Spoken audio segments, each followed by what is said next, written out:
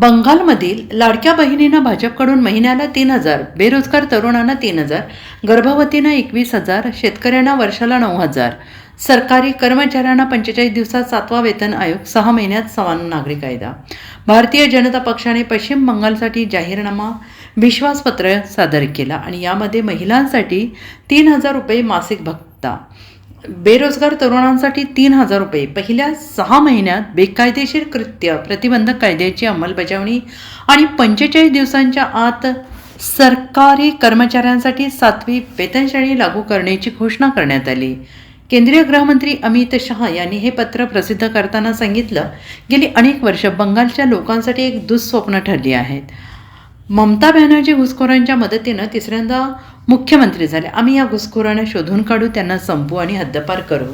राज्यात 23 आणि 29 एप्रिल रोजी 2 टप्प्यात मतदान होणार असून 4 मे रोजी निकाल जाहीर होणार आहे. बंगालच्या मुख्यमंत्री ममता बॅनर्जी यांनी उत्तर 24 परगणा जिल्ह्यातील तेंदुलिया येथे निवडणूक रॅली घेतली. त्या म्हणाल्या, सापावरही विश्वास ठेवता येतो पण भाजपवर नाही. भाजपने आसाम निवडणुकीसाठी बाहेरून लोकांना आणले. त्यांना राज्यातील रहिवाशांच्या मताने जिंकण्याचा विश्वास नव्हता. अमित शहा म्हणाले, मोदी सरकार प्रयत्न करत आहे पण बंगाल सरकार कुंपणासाठी जमीन देत नाही. आम्ही नद्या आणि ओढ्यांवर गस्त घालण्यासाठी शास्त्रीय व्यवस्था करू. आम्ही सर्व सरकारी पदे कायम करण्यासाठी काम करू. भूतकाळात झालेले कोट्यवधी रुपयांचे घोटाळे पुन्हा होणार नाहीत याची आम्ही खात्री देऊ.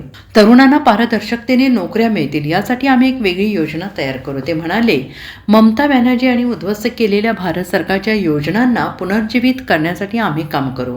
आम्ही कोलकात्याच्या विकासासाठी एक योजना सादर करू जेणेकरून ते देशाचे सांस्कृतिक आणि औद्योगिक राजधानी बनू शकेल. पोलीस दलासह सर्व सरकारी नोकऱ्यांमध्ये महिलांना 33% आरक्षण देऊ. 75 लाख करोडपती निधी निर्माण करण्याचं ध्येय आहे. प्रत्येक विभागात महिला पोलीस ठाणे आणि महिला कक्ष स्थापन केले जातील. आम्ही असे बंगाल घडवू जिथे कोणत्याही मुख्यमंत्र्याला एखादी महिला रात्री एवढ्या उशिरा बाहेर का असते असा प्रश्न विचारण्याची गरज भासणार नाही.